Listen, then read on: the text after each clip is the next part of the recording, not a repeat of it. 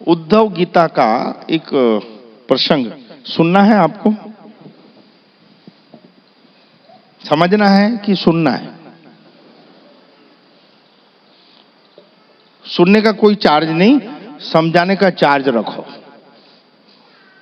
क्या है, चार्ज पे करेंगे तो ऐसा होगा, भाई हमने 1000 रुपया दिया यार, हमको ध्यान से सुनना है। यहाँ फोकट में नाश्ता पानी मिल जाता है, फोकट में पानी मिल जाता है, चाय मिल जाती है, तो कोई कदर नहीं है। लेकिन आप सबको बहुत बहुत प्यार कि आपके आने से माड़ी मुझको रिवीजन करवा देती है। आपको लगता जरूर है बेटा कि मैं बोल रहा हूं ये मेरा ज्ञान है, लेकिन मैं कुछ नहीं जानता हूं। मैं क्या बोलता हूं जब वो मेरे को सुनाई देता है तो मुझको ताज्जुब होता है कि वाह जगदम्बा, आज मैंने आपका सत्संग सुना है। ये मेरी खूबी नहीं है, ये मेरी कोई औकात नहीं है, ये तो मां की कृपा है कि उसने इस वाणी में अपना अंश छोड़ा। नहीं तो जो आप करते हो वही मैं करता हूं। कोई ऐसा नहीं है कि मेरे पास अध्ययन का समय है या कहीं ज्ञान लेने जाता हूं। मैं आपके साथ ही खेलता हूं, मेरे साथ माड़ी खेलते हैं। लेकिन तो उद्धव जी पूछते हैं कृष्ण को, सावधान होकर सुनना बेटा, समझ जाओ तो आपके जीवन में बहुत कुछ मिलेगा। समझाने नहीं जाएंगे किसी को।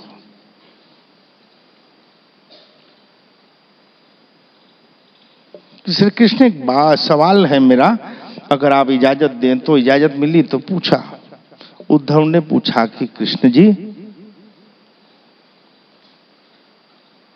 मित्र की क्या परिभाषा? दोस्त किसको बोलते हैं, सखा किसको बोलेंगे?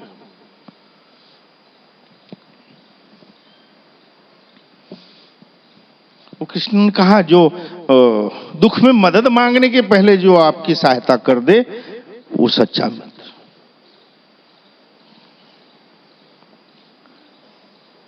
कि रात को 12 बजे 1 बजे आपका दरवाजा कोई लॉक करे और मालूम पड़े वो आपका मित्र है। एक ने ऐसा दरवाजा लॉक किया रात को 1 बजे 2 बजे। कि कौन? तो बोले मैं फलाना बोल रहा हूं दोस्त, दरवाजा खोल। तो दरवाजा खोलने में टाइम लगा। उसको लगा यार क्यों नहीं खोल रहा होगा भाई। 10 मिनट के बाद जब दरवाजा खुला तो एक हाथ में झोला था और एक हाथ में तलवार थी। बोले टाइम क्यों लग गया?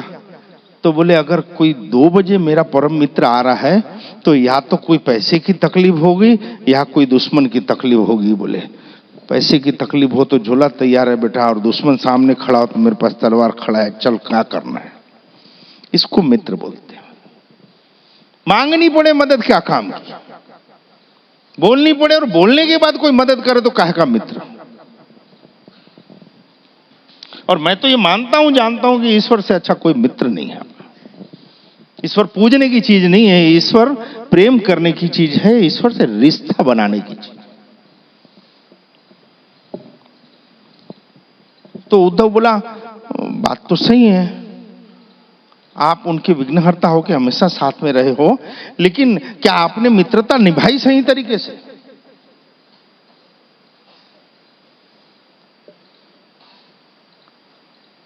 मुझको तो संदेह है, उद्धव बोलता है मुझको संदेह है श्री कृष्ण कि आपने मित्रता निभाई, सखा धर्म का पालन किया। अगर आप करते तो क्या जुआ खेलने देते? उसको रोकना था ना। चलो माना कि आपने उसको मित्र भाव से नहीं रोका,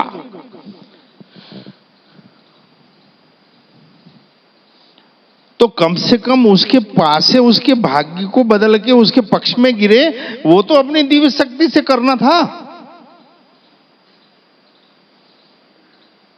क्या आपने उसको न रोका और न उसके भाग्य को मोड़ा।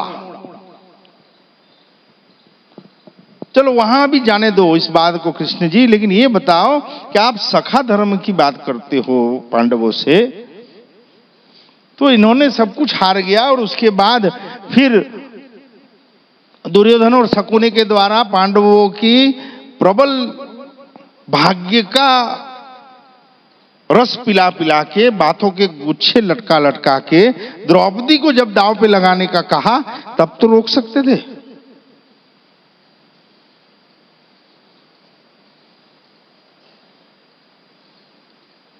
तब भी आपने नहीं रोका, फिर भी आप बोलते हो उसके सखा। तो मुझको समझ नहीं आ रहा है। चलो पर नहीं रोका, लेकिन ये सब कुछ दांव में लगा के जीत जाओगे तो सब आपका वापस हो जाएगा, ऐसी लालचें दी गई। तो प्रभु आपको तो सब कुछ मालूम था, फिर आपने क्यों होने दिया ऐसा? आप कैसे सखा हो ऐसा बोल सकते हो? उसके बाद भी नहीं रोका तो द्रौपदी को जब दांव में हार गए और दुशासन उसको लेके खींच के ला रहे हैं दरबार में, उसका सील जाने की तैयारी में था, निवस्त करने की तैयारी में था, तब आके आप वस्त्र उसको दे रहे हो द्रौपदी को, और आप दावा करते हो कि आप सखा धर्म का पालन किया। मुझको ये कुछ समझ में नहीं आया। ये कौन सा सखा धर्म है कि न रोकते हो, न टोकते हो, न भाग्य बदलते हो और न आते हो? बोले उद्धव सुन, तू मेरी बात को, तू मेरा दोष निकाल रहा है, लेकिन इस द्रुत क्रीड़ा में, इस जुए में, ये संसार एक जुआ ही है। क्या मारे? विवेकवान ही जीतता है। जिसके पास विवेक नहीं है वो जीत नहीं सकता।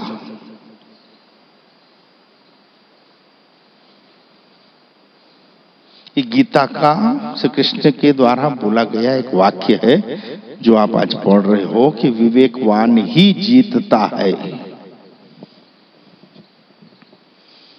उसके पीछे माड़ी बोलते हैं कि विवेकवान ही जीतता है और सुखी होता है।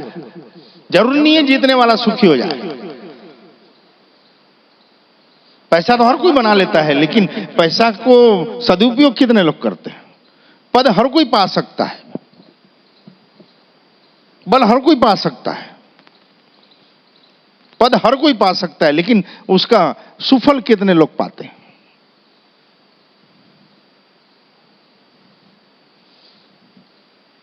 और दुर्योधन जीता, वो उसका कारण था कि उसके पास विवेक था। तो उद्धव फिर टेंशन में आ गया। बोले प्रभु ये बात तो समझ में आई नहीं। बोले हाँ, दुर्योधन के पास विवेक था। उसके पास संपत्ति बहुत थी, राजपाट उसके अंडर में था, लेकिन उसको जुआ खेलने का कोई ज्ञान नहीं था। इसके लिए उसने अपने विवेक का इस्तेमाल कर अपने मामा शकुनी को पासे दिए। अपनी तरफ से प्रतिनिधित्व जुए का शकुनी के हाथ में दिया। ये विवेक था।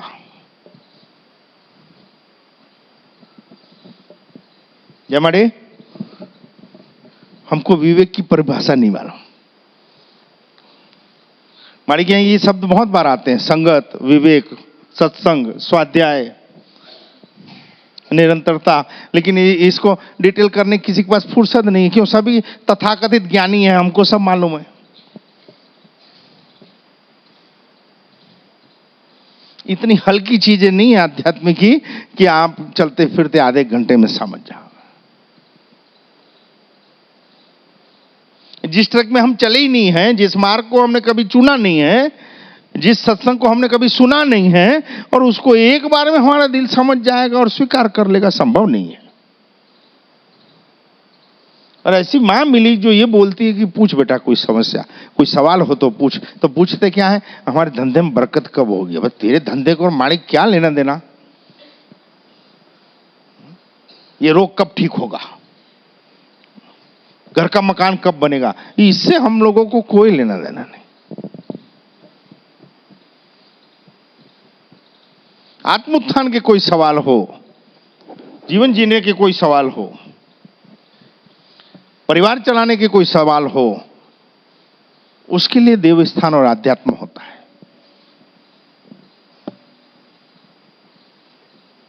तो कहां थे अपन?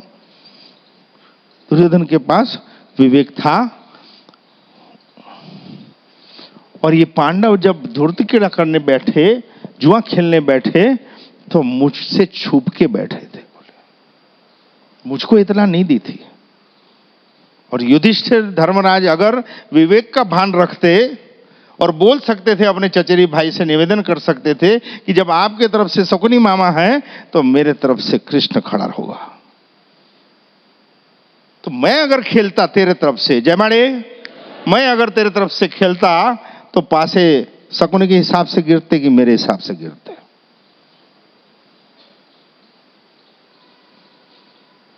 तूने मुझ पे भरोसा किया कब? और जिसने भरोसा किया उसके पास से उल्टे कब पड़ने दिए मैंने?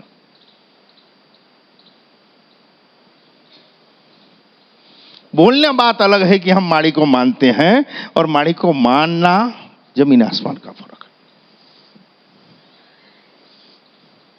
भले धर्मराज है वो, लेकिन वो अगर मुझको प्रतिनिधित्व बनाता, मेरे भरोसे वो बैठता, तो क्या मैं पैसे उल्टे गिरने देता? लेकिन उसने तो मुझको उद्धव प्रार्थनाओं से बांध लिया था कि हे कृष्ण, जब तक हम तुझको न बुलाएं सभा में मत आना। और मैं प्रार्थना से बंधा था। मैं इस विध्वंस को देख सकता था, लेकिन मैं दरबार के बाहर खड़ा था।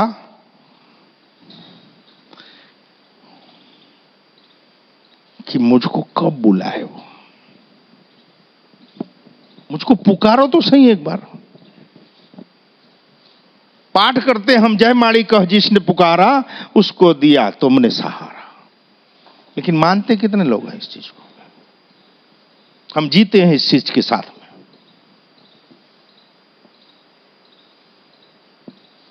मैं तो दरबार के बाहर खड़ा था कि कब पुकारे और जाऊं मैं और इस विध्वंस को रोकूं, लेकिन नहीं, उनको मेरे पे भरोसा ही कहां था।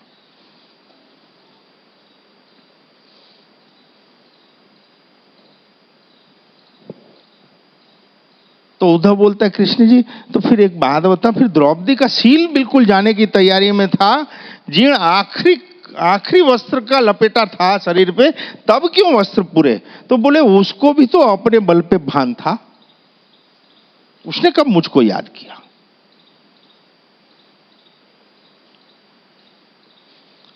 उसको अपने धनुर्धर पति अर्जुन पे भरोसा था, बलशाली भीम पे भरोसा था,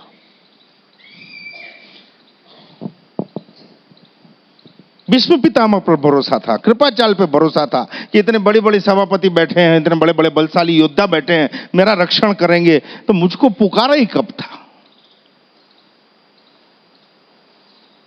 जब कोई सहारा नहीं मिला और उसने जब हाथ ऊंचे कर दिए कि हे कृष्णा, हे कृष्णा, कृष्णा कृष्णा हरे हरे, और मैं तुरंत पहुंचा। मैं तुरंत पहुंचा और उसी क्षण उसकी मदद की। पर मुझको बुलाओ तो, तुमको मुझ पे भरोसा नहीं, संसार पे भरोसा है। जो पूरा संसार माया से चलता है, हमको उस माया पे भरोसा है, मायापति पे नहीं है।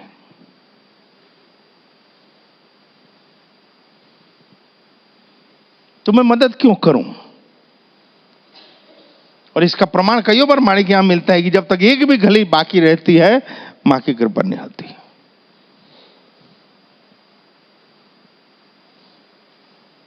जो छोड़ देता है खुद को मेरे भरोसे, ईश्वर कहता है मैं उसको उठाता हूं।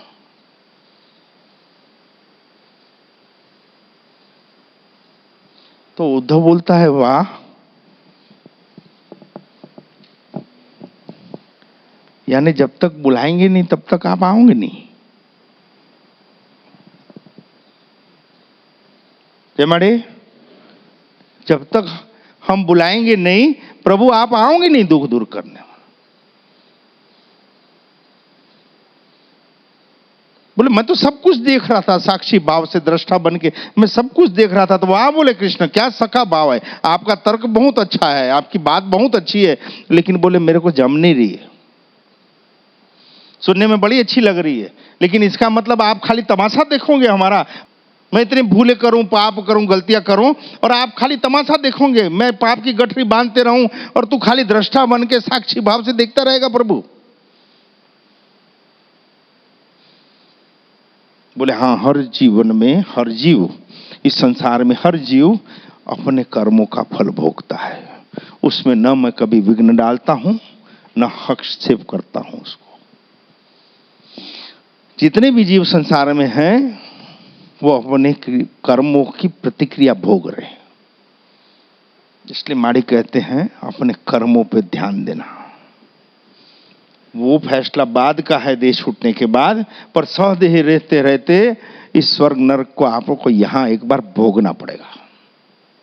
आप जो कर्म कर रहे हो,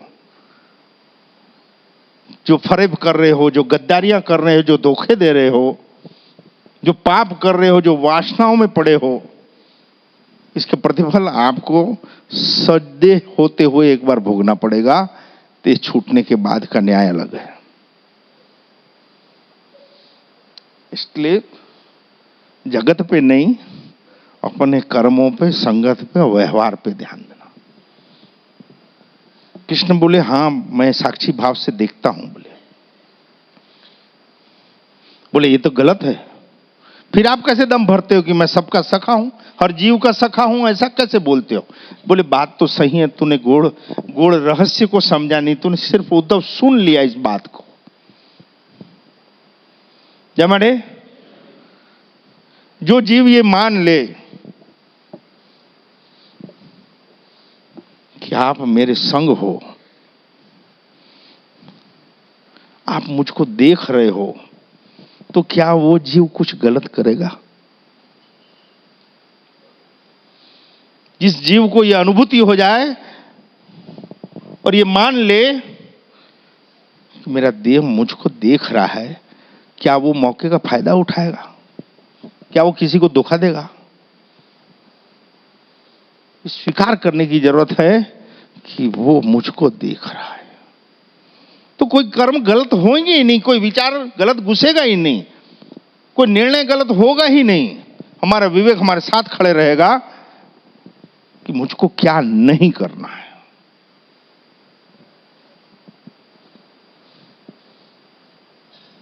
करोड़ों रुपए माड़ी के यहां सेवा में आते हैं, कोई लिखा पढ़ी नहीं है, सामने वाला भूल जाए, पर राजू भैया और राम भैया और हम लोग इस चीज का ध्यान रखते हैं कि अगर किसी भावनाओं में बह के उसने सेवा छोड़ दी तो बुला के उसका पैसा वापस दो। हमको सेवकों की सेवका ही होना, किसी के पैसों की जरूरत नहीं है। और ऐसे सेवकों का पैसा सेवा में रख के क्या करेंगे जो सेवक ही खुद यहां नहीं है।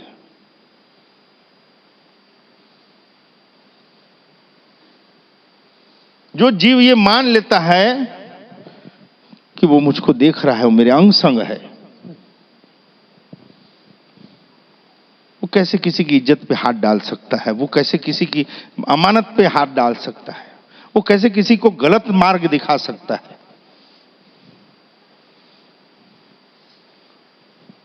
उद्धव बोला इतनी गहरी बात इतनी साधारण शब्दों में कृष्ण आप बोल गए, मैं समझ नहीं सका कि आप तो साक्षी हो और साक्षी सब कुछ देखता है, और जब देख रहा है तो मुझको मेरे कर्मों पे ध्यान रखना है कि मेरा ईश्वर मुझको देख रहा है, तो जीवन एकदम मस्त हो जाएगा। हमको लगता है कोई हमको देख ही नहीं रहा है, हमारा कहीं गुणा भाग हो ही नहीं रहा है। अरे कोई ना देखे, मान लो कोई ना देखे, पर आपके अंदर बैठा हुआ वो कहां जाएगा बताओ? आपने जो अकर्म किए, धोखे दिए, वासनाओं में पड़े रहे, गद्दारियां की, व्यभिचार किए, वो कोई नहीं देख रहा है, तो आप कौन हो? आपको तो मालूम है नहीं कि आपने गलत कर दिया। ये आत्मग्लानि हमको उठने नहीं देगी। इसलिए ऐसा कोई कर्म नहीं करो जिससे हम खुद की नजरों में गिर जाएं। बल कहीं बाहर से नहीं मिलेगा, सूझबूझ कहीं बाहर से नहीं मिलने वाली है। और ऐसे व्यक्ति संसार में बहुत कम हैं जो सही मार्ग देते हैं सामने वाले को। तो हम खुद ही के पथ प्रदर्शक बने, हम खुद ही के दीप बने। वो ज्ञान की ज्योत हम में, आप में, सभी में है, लेकिन हमने आवरण डाल दिया है वासनाओं का, इच्छाओं का, कामनाओं का। उसको हटा दो बस।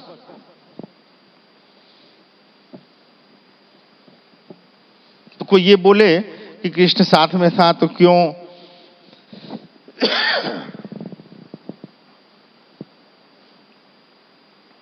कर्म करने की स्वतंत्रता हर जीव को है, इस पर रुकता टोकता नहीं है। हमारे जीवन में कईयों बार ऐसा है, कईयों बार नहीं है, अभी भी सबको दो रास्ते मिलते होंगे। मुझको मेरी जगदम्बा ने हमेशा चार रास्ते पे खड़ा किया, ले जा आप किधर जाता है।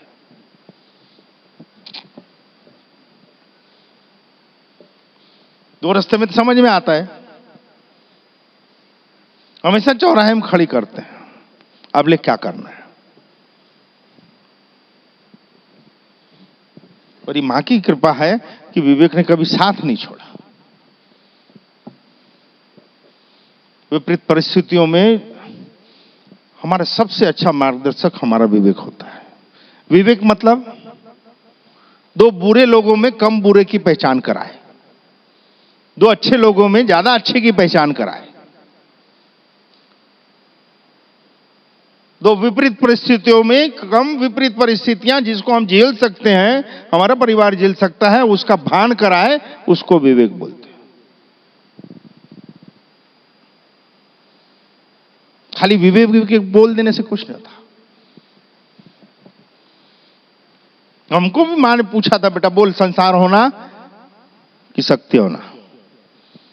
आप ही होना माड़ी, आपके साथ जो मिलेगा सब चलेगा, आप नहीं होंगे तो नहीं चलेगा। इसका पीछे कारण था कि मैं उनके पीछे दौड़ूं जो पैदा होने के बाद मिले और मरने के पहले छूट जाएंगे। आप पहले थे और बाद में रहोगे जो साथ में, मैं ये घाटे का सौदा नहीं कर सकता। मुझको आप होना, आपका साथ होना, फिर आप जो बोलोगे वो करूंगा। ये मेरे को मालूम नहीं था ये इतने लफड़े खड़े होंगे।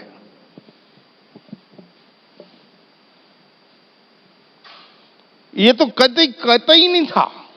इतने खुश हुए हम दोनों, एकदम बल्ले बल्ले, बहुत सारी जप्पियां वप्पियां दीवा माड़ी मान के मेरे साथ में रहना। हमने अच्छा भाई, हम दो, हमारे दो और हम सबके दो, बकरा और माड़ी, बस अब किसी की जरूरत नहीं। बस माड़ी माड़ी करेंगे, ड्राइविंग की नौकरी कर लेंगे, कहीं पढ़ा लेंगे और आराम से, कुछ नहीं करना। क्या कुछ नहीं करना? साले 40 लोगों को छोड़ के आए, 400 आके चिपके।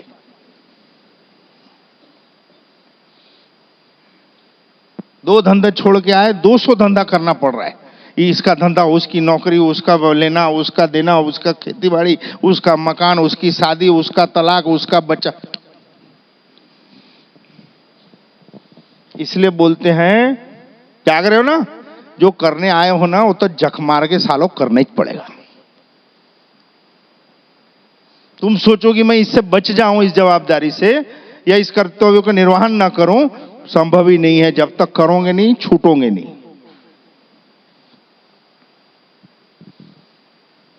और ज्यादा होशियारी करोगे तो बीमारी में डाल देंगे, ले अब कुछ नहीं कर सकेगा। तो बीमारी में फिर वो याद आता है। एक बार मालिक सत्संग में बात आई थी कि 2-3 टाइप के दुख होते हैं, 2 टाइप के, 3। एक शारीरिक बीमारियां, दूसरा गरीबी, कर्जे में है, गरीबी में है, ये एक दुख है। और तीसरा पारिवारिक, संतानें, पति या पत्नी या जो भी हो। चौथा कोई दुख है क्या? तो 3 में से कोई भी एक चीज किसी के साथ हो तो वो दुखी कहलाएगा। जो कर्जे में हो, गरीबी में हो, लाख प्रयत्न करने के बाद छूट नहीं सक रहा हो, वो दुखी है। सभी प्रयत्न करने के बाद शरीर स्वस्थ नहीं हो सक रहा हो, वो दुखी है। जिसकी संतानें या लड़का या लड़की या घरवाली या घरवाला इधर उधर लब्बर रही और नंगाई कर रहे हैं, वो दुखी है। और जिसको ये तीनों हो वो सुखी है। बोले थे ये तीन में से एक भी हो वो दुखी कहलाता है, और जिसको ये तीनों हो वो सबसे बड़ा सुखी। तो अपन को क्या करना चाहिए? सुखी होना है कि दुखी होना है?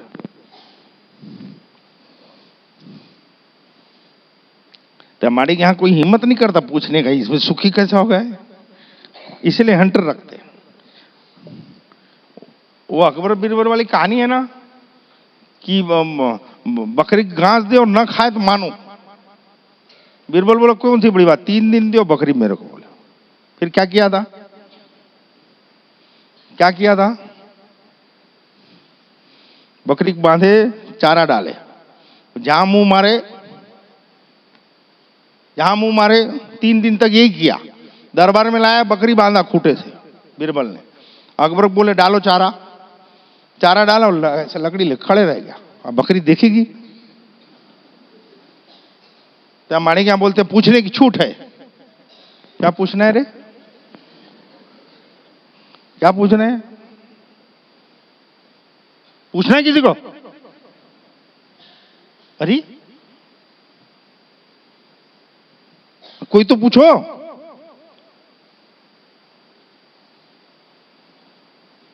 चित भी मेरा, पट भी मेरा, हम तो बिंदास बोलते हैं, सिक्का भी अपना। हाँ, चित भी मेरा, पट भी मेरा, और वो सिक्का भी अपना ही है।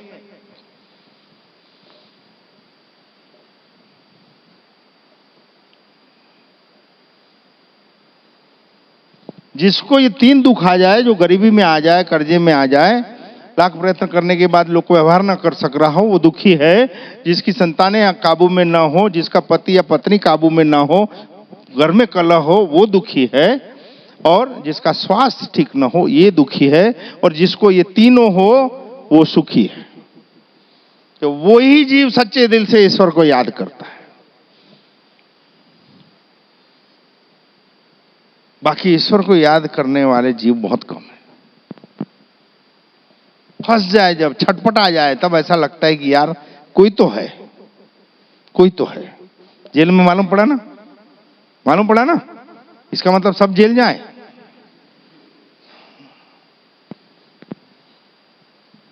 इसलिए सचेत हो जाओ। ईश्वर हमारा कुछ नहीं करता। ईश्वर ने, ये बात अधूरी रह गई थी कि हमको हमारा परिवार, धंधा, खेती बाड़ी, व्यवसाय करने के लिए बहुत कुछ करना पड़ता है। तो इतनी बड़ी सृष्टि को चलाने के लिए ईश्वर ने एक सिस्टम बनाई।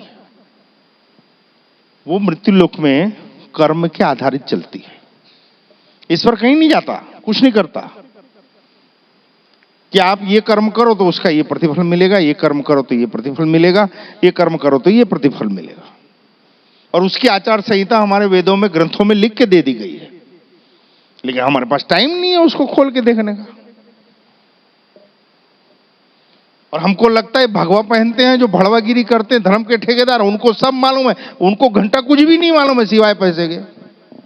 वो उनके चक्कर में पड़ जाते हैं। तो मतलब पितृ आड़े आ रहे हैं, वो भूतड़ आड़ा है, पड़ोसी ने कुछ कर दिया, पार्टनर ने कुछ कर दिया, प्रेत बाधा है, और ताबीज करो, भागवत कराओ, और जय माड़ी।